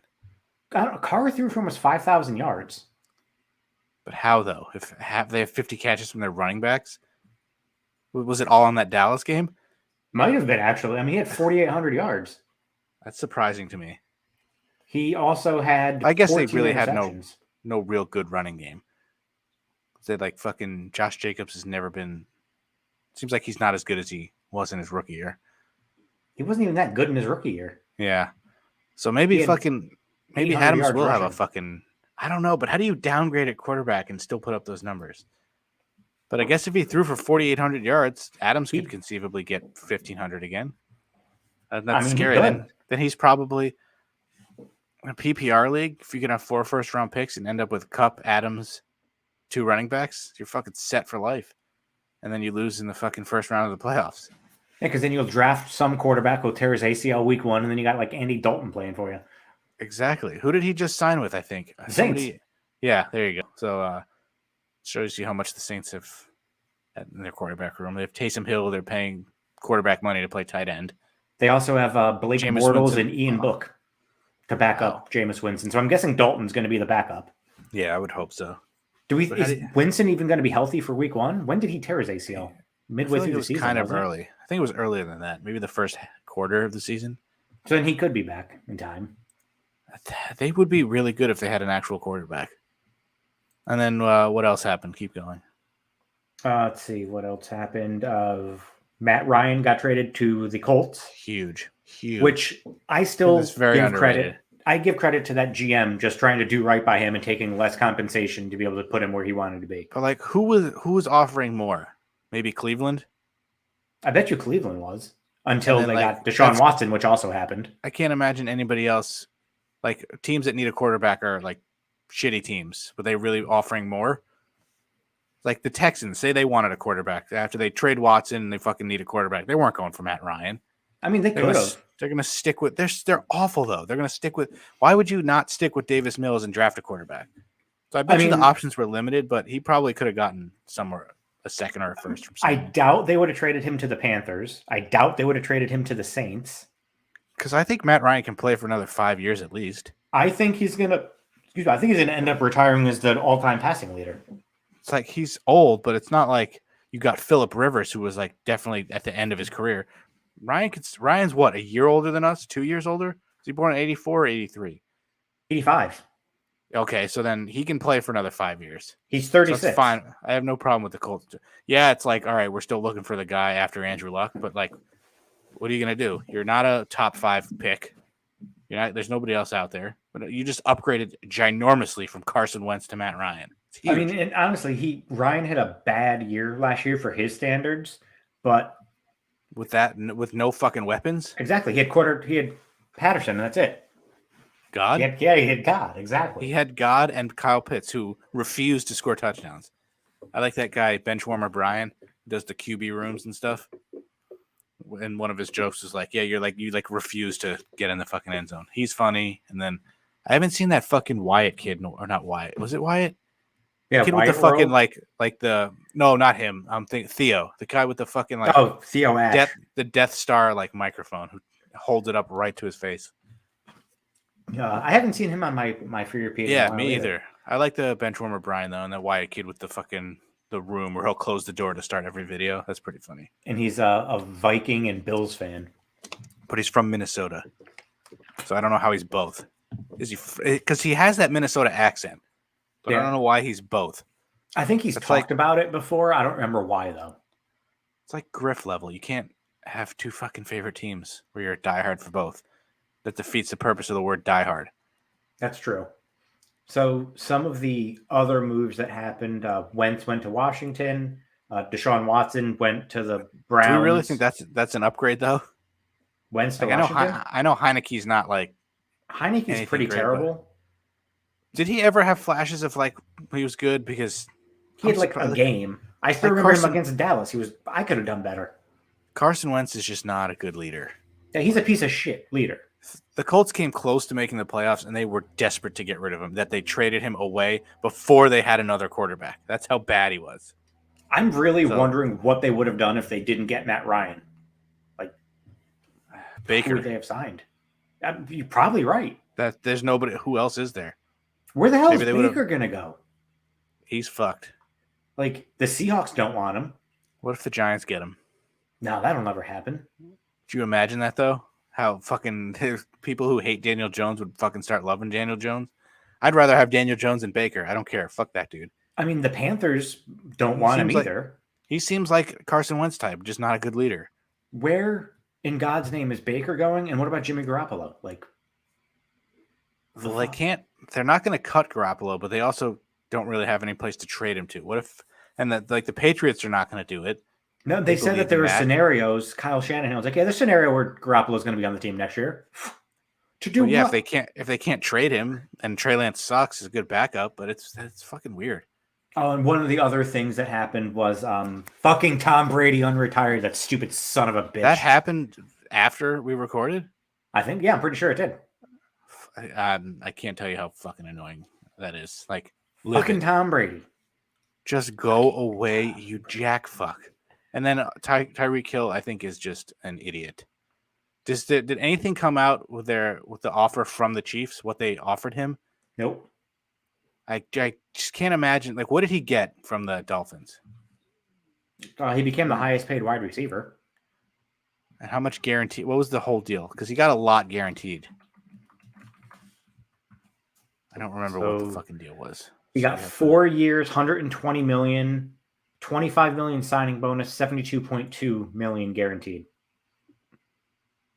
I wonder if the Chiefs just didn't even come close. That's the only reason I see why he would want out. Otherwise, he's a fucking idiot. Honestly, you just downgraded. Like, I don't have a word to tell you how much you downgraded.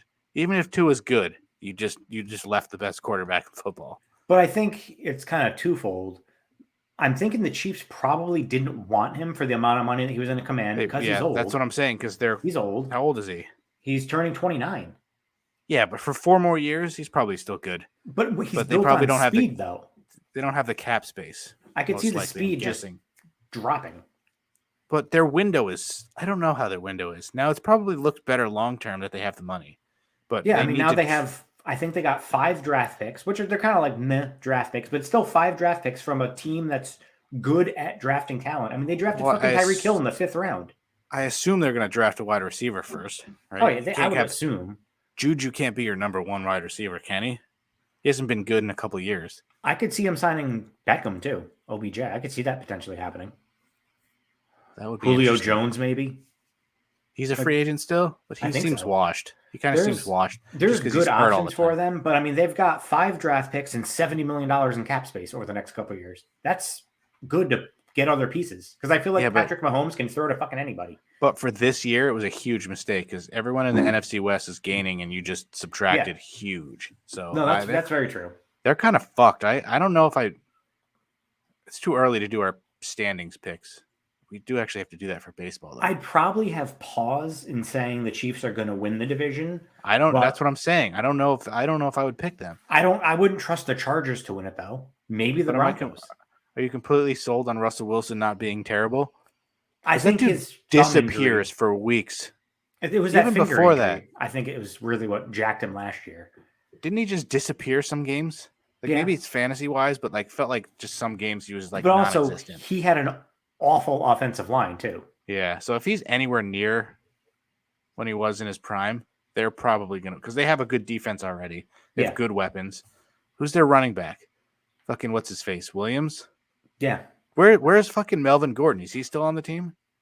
Or is he a free agent? Because that was the dumbest signing they've they had Phillip Lindsay and they brought in Melvin Gordon, and then Melvin Gordon wasn't even that good. He's a free agent, and they are still talking with him to potentially re-sign him. Remember when Melvin Gordon was one of the best running backs in the league with the Chargers, and then held out, came back, and then went to the Broncos for no reason? He was good for 1 season. Wasn't he hurt a lot? He was hurt his last, basically almost every season. He's only had 1 season over 1,000 yards. Yeah, that's bad. And then Austin Eckler's already better than he's ever been. Yep. Easily. That's another guy, top running backs. If you could get Jonathan Taylor, Austin Eckler, Adams, and Kupp, fuck. I'm hard. Or would you go That's what I want. Would you go 2 receiver, 1 running back, tight end? No, I think if I could get those guys, because Travis Kelce scared me now because I took the chance on him and he fucking did not have as good a year as he was supposed to. So but now he's going to be the guy, isn't he? Probably, but then wouldn't you just double team him? But look at Devontae Adams, the only guy. I don't fucking know. I'm probably not taking, especially if Mark Andrews is good, Waller if he stays healthy is good, Kittle, fucking Evan Ingram. Now he's definitely go Evan Ingram. Now he's on the team. Now he's on a real team with a real quarterback. Watch him be good. Who did he sign with again? The fucking Jags. Oh, the Jags. The Jags, who somehow spent more money than God on the most. Go over pull up the Jaguar signing. I've never seen a team spend that much money on fucking the most mid-level talent you could possibly imagine. They didn't sign a single superstar. Maybe a lineman, but even I think even the linemen were meh. Like they improved, but they were so bad that these look like these are improvements. So they spend money, their owner, Shat Khan, and their Khans. awful GM, they spend money like they do in AEW. Let's see, they signed Brandon Scherf. Okay, that's a decent signing. It's a pretty good signing. I think he's still pretty good. They needed to improve their offensive line. So that I'm fine with. They signed, I'm going to butcher this name, Foyesade Olakun, linebacker, 3-year deal. You should have bladed it instead. It's my AEW joke of the day. Awful. Yeah, I don't even know who that is. Folorunsu Fatukasi signed a 3-year contract. Who? He's Adewale Agunlie? It seemed like it. He's a tackle, a defensive tackle. Is it a tackle? They gave Christian Kirk this is the worst deal. It makes no sense. $84 million. I don't understand. $84 million. I know he needs weapons, but like, why are you spending that kind of money on a decent receiver? I don't get it. $84 million for 4 years from a guy who's not even that good. Because, I mean, that's a guy who probably benefited from being on the fucking Cardinals with Hopkins and all their fucking weapons. And he cashed in, and now every other mid-slot receiver is going to be like, hey, start me at $90 million. That's what, fucks everyone. All the other owners are probably like, what are you doing, Khan? You idiot. That was the big one that was fucking dumb. Signed Evan Ingram for $10 million. I mean, that's cheap, but he sucks. They signed Zay Jones for 3 years. What does he play again? Why do I wide receiver? Remember? Oh, right. They also still have Marvin Zay Jones. I think it's Zay. Where was he? He was on the Raiders. Oh, right. You said okay. They so still have Jones and fucking Chenault is a free agent, I think. No, they still have Chenault. He's not a free agent? No. He was another guy people thought would have like a fantasy breakout, and him and who's the guy you drafted from the Saints that I wanted? Marquez Callaway. Yeah, Callaway. He didn't do anything either. So none of those fantasy surprises came true. So they have Kirk Jones. So they have Marvin Jones, Zay Jones, Christian Kirk, Laviska Shenault, and Jamal Agnew.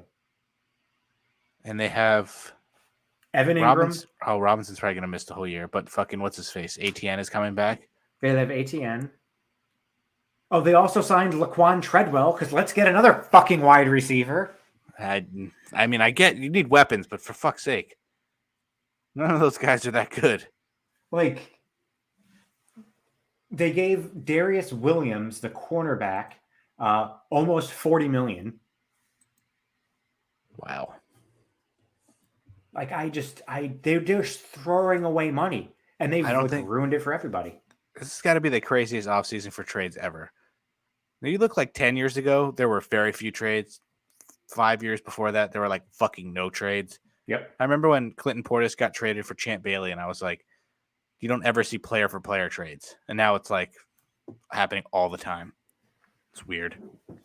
And I was reading, obviously, with Deshaun Watson's bullshit, fully guaranteed contract, but he didn't go to the Browns for the money. Just fuck you and be honest. You'd be like, yeah, they paid me a shitload of money that I'm not going to lose. But also, they have the most talent probably because they got Cooper. They have a great running game, decent defense. I would have gone to the Browns. Who else was what are the other options? Saints. Yeah, they fucking know. Falcons. No talent around him.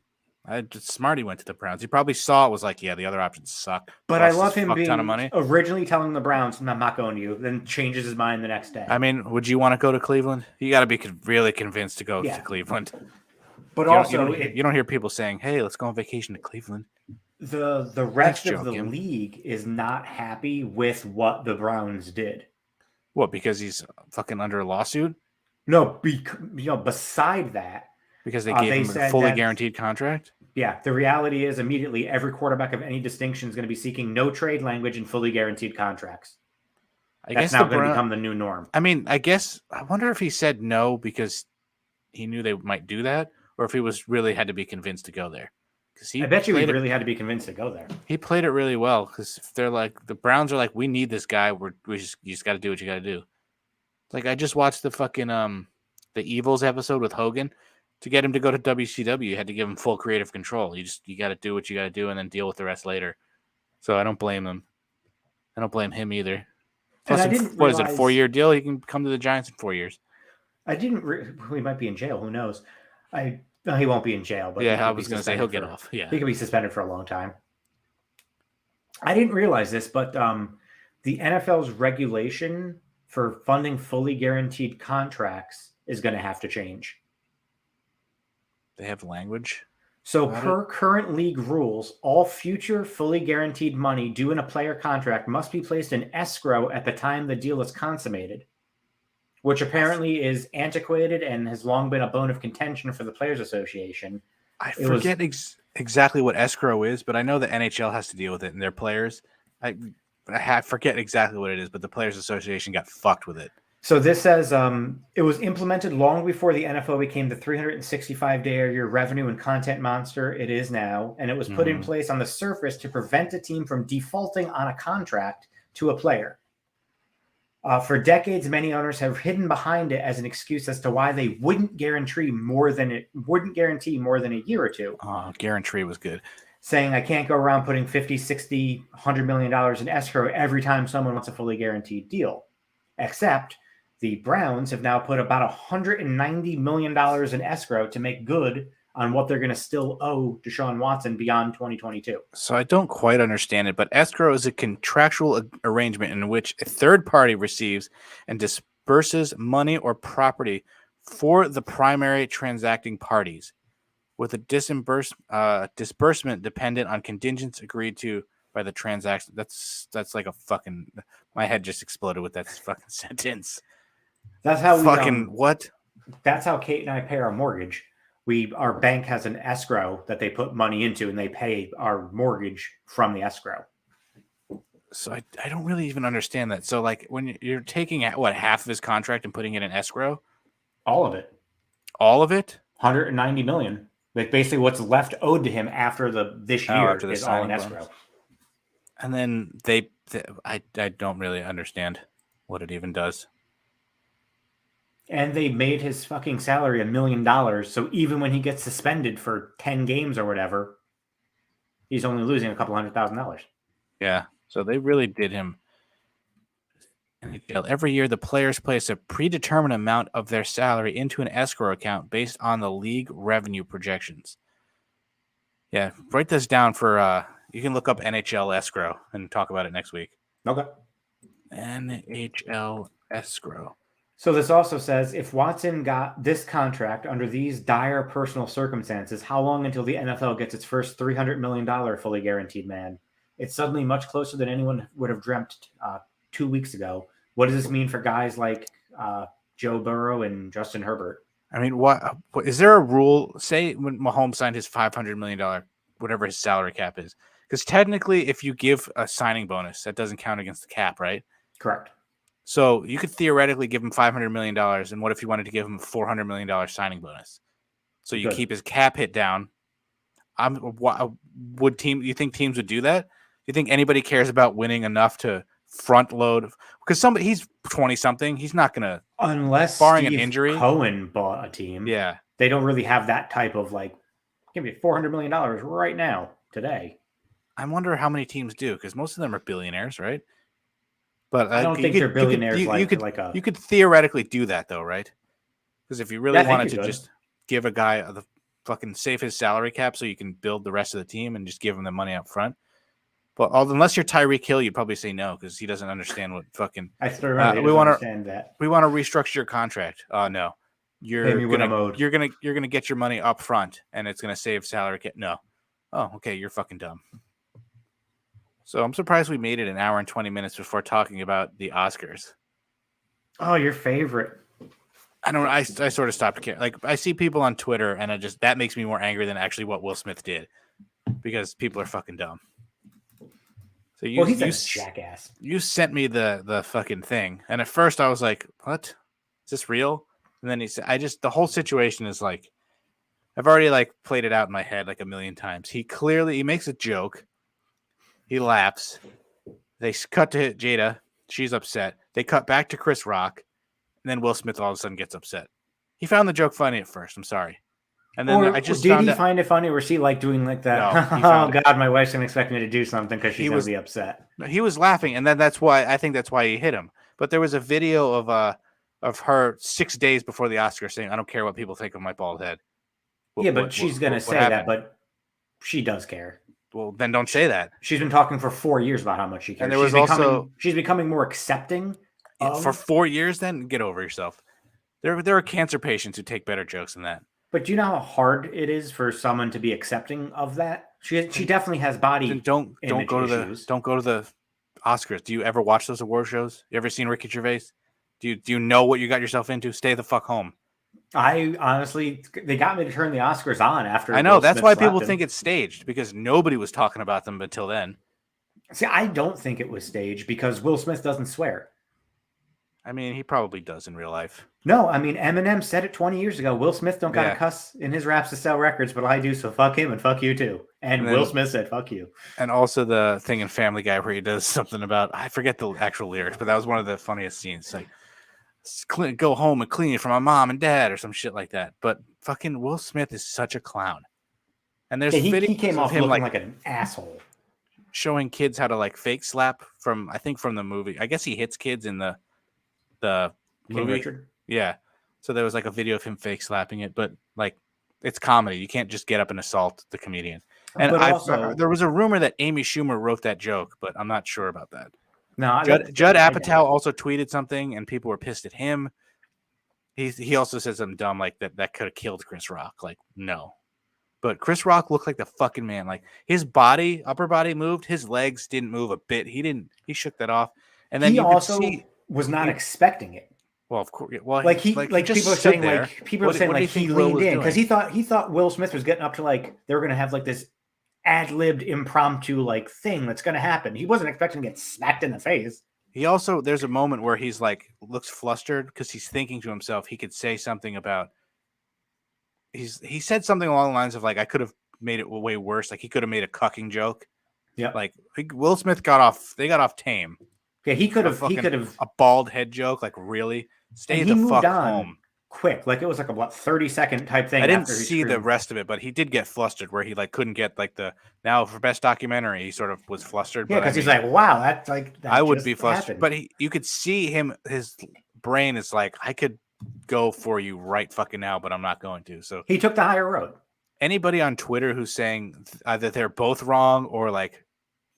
You should smack. He deserved it. You're an idiot. You don't get to just punch somebody. Anyone saying that Chris Rock deserved to get slapped is a fucking moron because now you're just condoning assault. So like, anytime anybody says a joke, you can just go punch them. If you or I had done that, we would have been tased and arrested in instantly. Like 4 seconds. The fact that they didn't throw Will Smith out is because he's Will fucking Smith. I don't know how it works. How many people know the winners on the Academy? If there's like one person who tabulates the votes and gets the envelopes ready.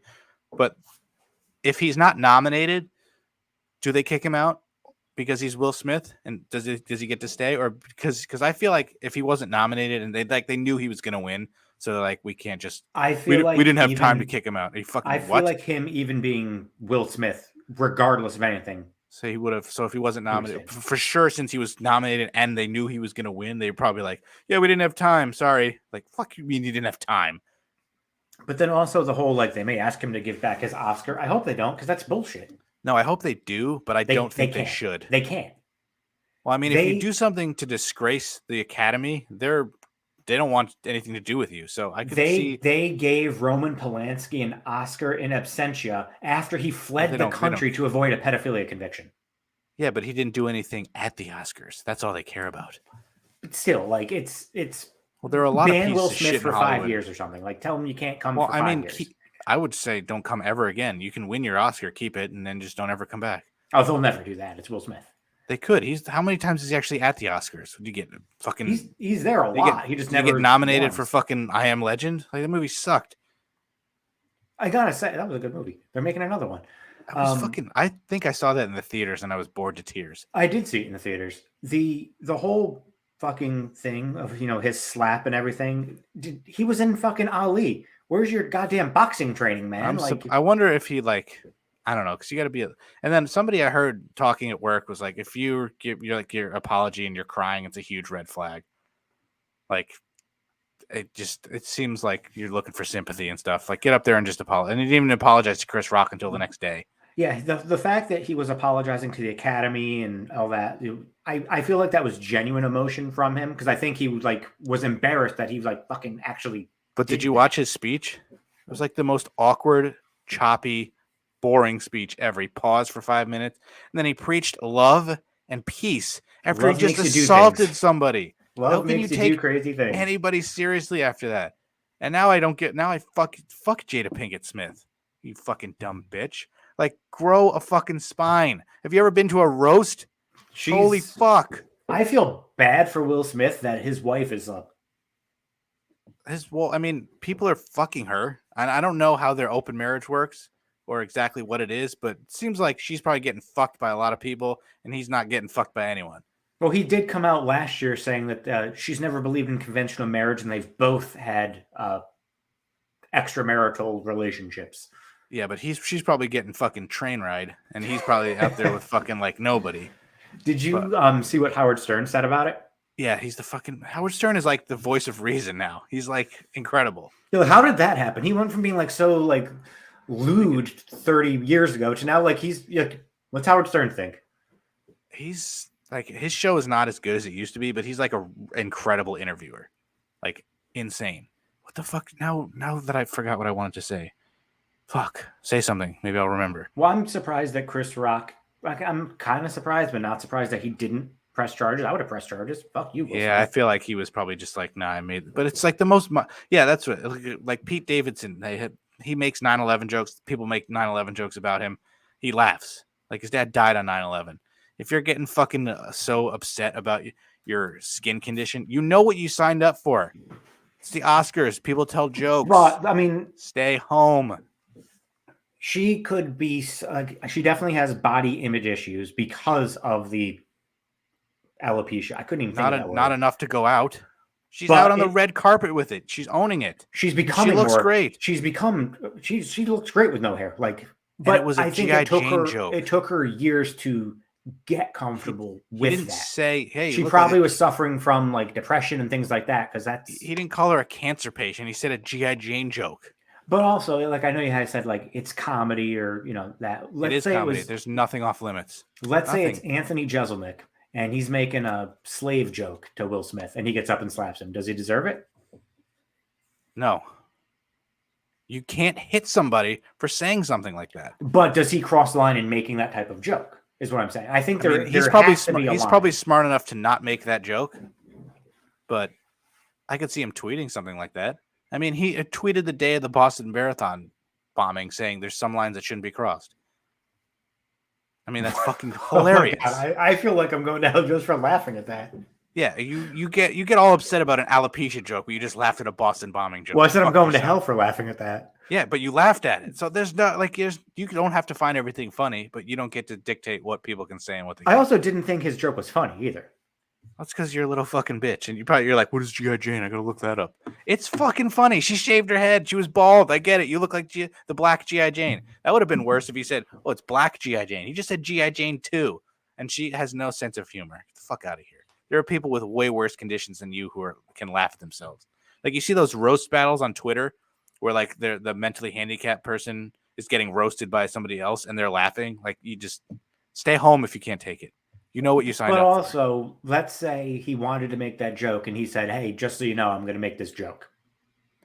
You can't preface your jokes by saying, "Hey, I'm going to." Oh, you mean beforehand? To her, to making sure that she'd be okay with it, knowing like if he had known that it was a medical condition and she struggled with it, etc. No, that undermines comedy. You can't just check with people. But sometimes people do that before they tell a joke. Yeah, if they're fucking losers, you just get up there and do your set. People are going to like it and they're not going to like it.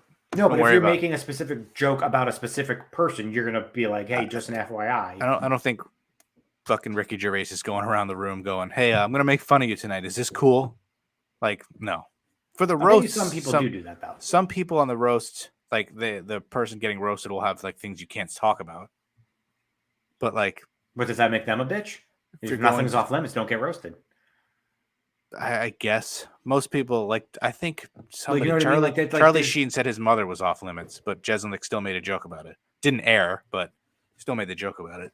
I just feel like there are certain things that you shouldn't. Well, then if you're going to Make go light with of? that and your bar is alopecia, then you just eliminated like 75% of comedy. If that's that low No, of that's an true. alopecia joke, you then no rape jokes, no dead baby jokes, no Holocaust jokes. Anything no, Dave Chappelle said about LGBTQ. Yeah, no, none of that. All of it gone. You're basically with like Brian Regan, who's just talking about like funny stuff, and then like Who the hell's people. Brian Regan? That's pathetic. He's like much funnier Jim Gaffigan, or like Sebastian Maniscalco, who's just I don't get how people think he's funny. His voice goes through me. That's that's what I'm talking about. It's like Brian Regan does that a little bit, but Sebastian's whole personality is like this Pepsi can right here. And I'm like, your voice is just Maybe if I making me wanna kill saw myself. Brian Regan, I would like. I have to Google him. Brian Regan has a good CD, and from I think it's just called Brian Regan Live from '97. It's totally 100% clean, and it's fucking from the beginning to end. It is fucking hilarious. Okay, I know who he is. I just didn't know his name. Yeah, he's fucking funny, I know him. and he's friends with Seinfeld too, which I didn't know because I think he was on. He was on Stupid Comedians in Cars Getting Coffee. Yeah, and I think they're friends. So that might actually be where I like recognize him the most from. But like you have to. Comedy is just you have to just leave it. You don't have to like it. Like obviously, I'm not going to be a comedian going to tell rape jokes because obviously I'm not funny, and it's also. But like I think You'd Tosh be more might have about the said it. Holocaust jokes. Like yeah, because I find that funny, making people uncomfortable. I'm like, I'm Jewish, it's fine. Like, but also there's going to be Jewish people that wouldn't be okay with it. Yeah, that's fine. But you don't get to be like, you can't say this. I mean, like I wouldn't say it. Probably not in good taste, but there are like something like rape is not funny, but like if you can make a joke about it, that's funny. That's funny, but that doesn't mean that you think rape is funny. So like Tosh was getting all sorts of shit for telling rape jokes, and I don't think anything like a joke should be is like a joke. You can't say this because I mean it goes back to free speech. It's just a matter of do you want to cross that line? Because there are some comedians that will, but then there are some that are like not doing it. I think it's impressive if you can take a dead baby, which is I think even more so than rape. You mean everybody on the planet can agree that an actual dead baby is like the worst thing ever. And if you can make a joke about that subject funny, that's really fucking impressive because there's not a person on earth who's like, yeah, dead babies are fine. Like, except unless you've killed a baby, I guess. And like, I'm sure the rapists out there love rape jokes, but if you can make a joke about a subject that's awful, make it funny, like 9/11, terrible. If you can make a joke about 9/11 and make it funny, you're pretty good at your job. I just heard from Family Guy. It's like 2 pies in the face and 1 in a field in Pennsylvania. That's funny. And I heard Jimmy Carr said his most offensive joke is like, what was it? He wishes there were more mosquito nets in Africa because if they did, that they would have saved millions of mosquitoes from dying of AIDS. And like the whole crowd was like, oh, wow. And then they were all laughing. Like, that's really offensive, but like, that's very funny. But also like, the way that Jimmy Carr delivers jokes is just so like deadpan and like monotone. Just leave comedy alone. You don't get to, if we start dictating that, then we're all. Is that like leave Britney alone? Fucking Chris Crocker, god damn it. We don't even have time today for Family Guy season 5 rankings. We're gonna have to wrap the show up. I'm surprised we got through the show with like 4 things. It's kind of impressive by us. I'm gonna save Family Guy season 5 because that only has, let's see, that's a quick episodes. one. That's 18 episodes. So that's quick. So we'll do that next week. You have to look up what exactly escrow the fuck is, and then explain how it fucked the NHL players because I know they're not happy about it. So I have to pick a unusual death. Let me open that up. So you can give me a year. We did what was like 19. It was 1958. Let's go like 19. Anything in 1922 since it's 2022. Let me see. 1922. Yeah, what the hell not? Let's see, 1922. There is not. Oh, bitches. So you lost. I'm going to have to pick a year. Too bad there's not something like in 2022. Something brand new that just happened that we didn't hear about. There actually is. Shut the fuck up. Let's go. March 4th, 2022. Jean Langham. Here we go. At least it's not a child. An 87-year-old British woman died after being blown over by an HM Coast Guard helicopter landing at Derriford Hospital in Plymouth, UK. According to police, the woman was on a nearby footpath of the landing site, and the downward draft caused her to be blown over, suffering a fatal head injury from striking the pavement. Another woman, also in her 80s, was injured after her car door was blown shut during the accident. And that just happened March 4th.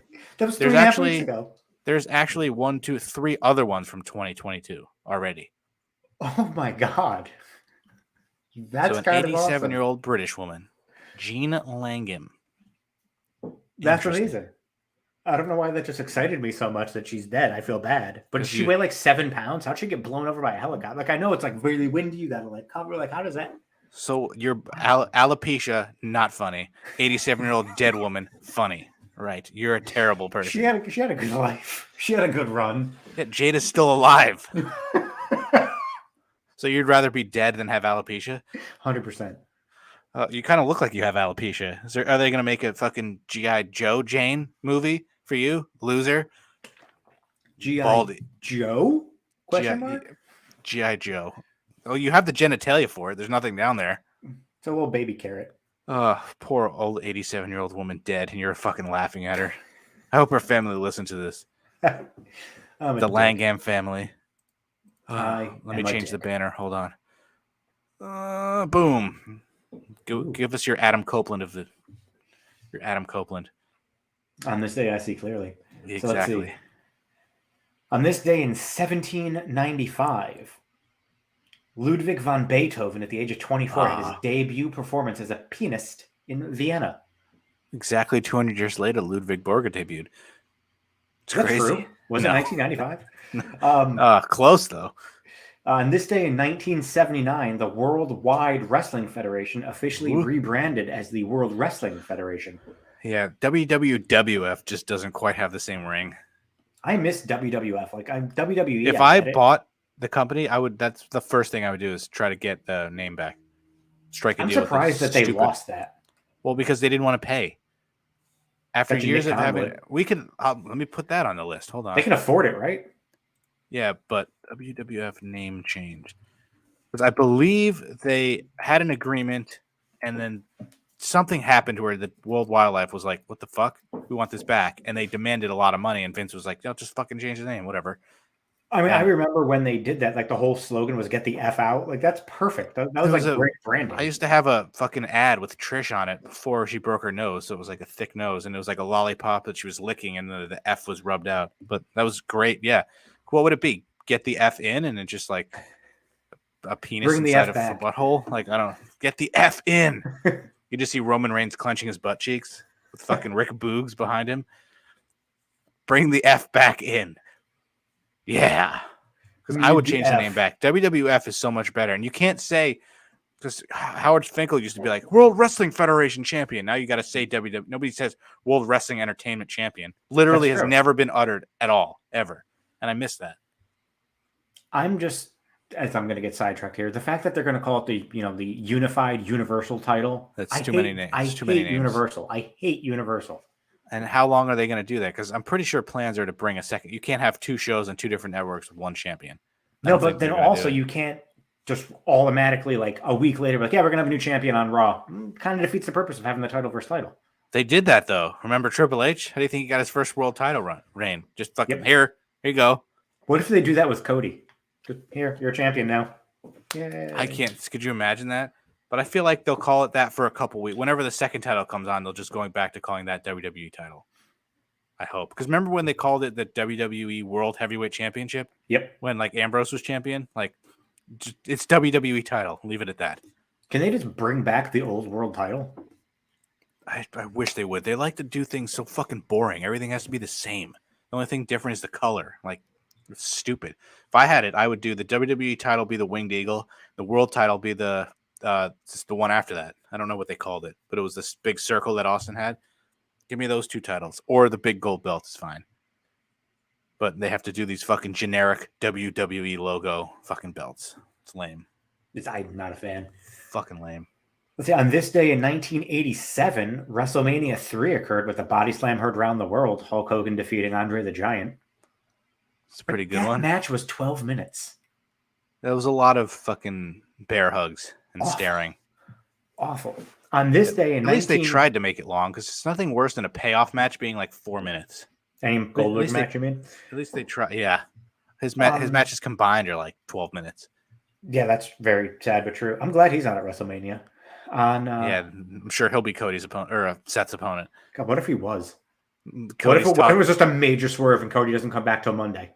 That would be fucking disaster. Or maybe fucking Goldberg comes out, beats Seth, and then Cody comes out and beats Seth. I can see that. I know it's going to be Cody versus Seth, but like, would that be the ultimate like fuck you? Maybe somebody comes out and it's like a fucking swear where it's like fucking Hornswoggle, and Cody's like, or Seth's like, "Yep, got him, done," and then Cody comes out. Titus O'Neil. God, what the fuck has he been up to? He's just an ambassador. He said he's not done. He had knee surgery. He said he's not retired though. It's unfortunate. On this day in 1994, Jimmy Johnson quit the Dallas Cowboys. Love it. This day in 1998, WrestleMania 14, Stone Cold Steve Austin defeated Shawn Michaels in the main event with Mike Tyson as a special enforcer. On this day in 2015, I think probably, in my opinion, my favorite WrestleMania happened. WrestleMania 31 with Seth Rollins cashing his Money in the Bank contract during the main event. On this day in 2016, I was on the same flight as all the wrestlers going to Dallas. That was going to be my next thing. On this day in 2016, you met Becky Lynch and stuck your tongue out. I met her. I actually said hello to the Miz in the airport. Wow. This was like AJ's first. Yeah, it was his first Mania. So I was like not on the AJ bandwagon like now, where I'd be like, holy fuck, it's AJ. But that was like most of the roster was on that flight. Sat behind Paul Heyman. Fucking Ric Flair getting drunk. Signed a new like multi-year contract with WWE. Oh, good. Don't need him going anywhere. Yeah, AEW could use him. He was like, they offered me something like I'd be a fool not to take it. So yeah, God bless good. them all. Awesome. I have a couple birthdays today. On this day in 1867, Cy Young was born. He died in 1955, so he would have been 255 years old today. Too bad. 155 years old. What I can't happened? do math. Oh no. What happened? You froze. Am I back? Yeah, it's weird. Your audio came back first. On this how old day, would he have been? He would have been 155. Damn, too bad. It's the one that got away. On this day in 1945, Walt Clyde Frazier was born, so he's turning 77 today. Yeah, happy birthday. And Lucy Lawless turns 53. Fuck you, Kevin Sorbo. Yeah, I was going to say, she's the good one. Fucking Hercules sucks dick. Fuck you, Kevin Sorbo. And only 2 deaths of people I've actually heard of. John Jacob Astor, the first multi-millionaire in the United States, died on this day at the age of 84 in 1848. The first multi-millionaire? He was the first multi-millionaire. What about John Jacob Jingleheimer Schmidt? I knew you were going to do that. I fucking knew you were going to do that. Because you can't say John Jacob and not think of that. Jingleheimer Schmidt. And on this day in 2013, hashtag should have been Charlotte, Reed Flair passed away at the age of 25 of a drug overdose. Right. Alopecia, no. Charlotte Flair death joke. Yes, acceptable. You're a fraud to the highest fucking caliber.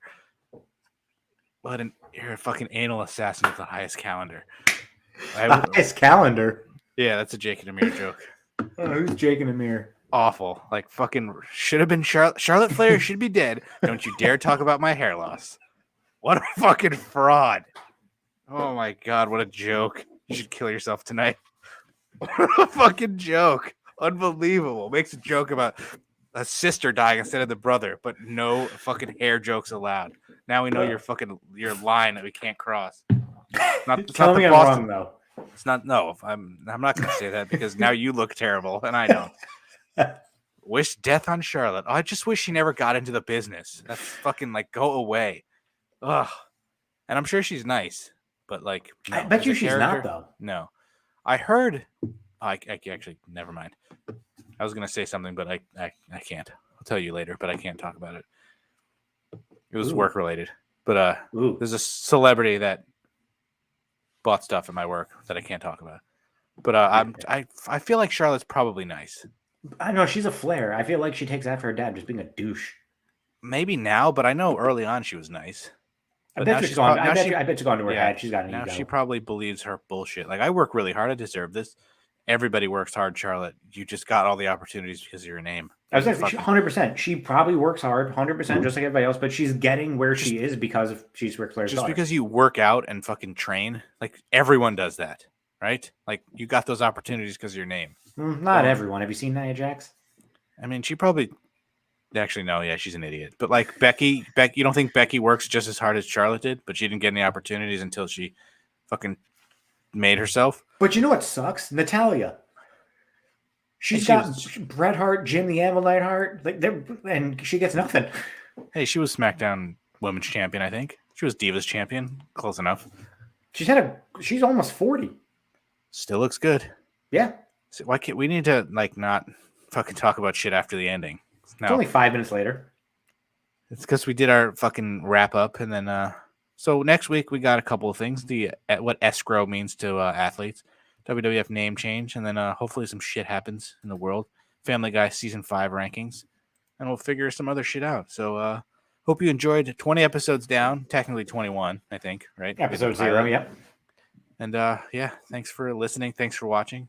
We'll make sure to leave a comment. That actually worked last time. We got a few comments from people who listened. So if you made it this far, just leave a comment on YouTube. If you're listening, go to YouTube and leave a comment. And tell Raimi he's a fucking jackass. And in those comments, can you give us an idea of what you want to have me pay Matt to pour over his head? Yeah, that's true. Whoever, let me look. Oh, fucking goddamn it. We never just end. Give me some suggestions. Forgot who that was. It's somebody without a Ishmael. I think it was Rocket Ishmael. Ishmael. I don't know who this is. So if you have other social media where like we follow each other, but just said, great episode, guys. I'm definitely back every week. So we appreciate that to watch and listen. So maybe I wonder if there's anybody out there who like listens to it and then goes to watch it. Like maybe those same people who like go to see the same movie like multiple times, which I can't do. Also, can we bring back Raimi paying Matt to pour drinks on his head or anything like that? Give me suggestions because I can prepare. Like, I'm not prepared now to do this, but like next week, I'll pour anything on my head for money because I just spent $600 on tires, so I could use some money. Give me some suggestions of things I could pay him for, guys. We need it. Yes. All right. So thank you for watching. Thank you for listening. We'll see you next week. Bye.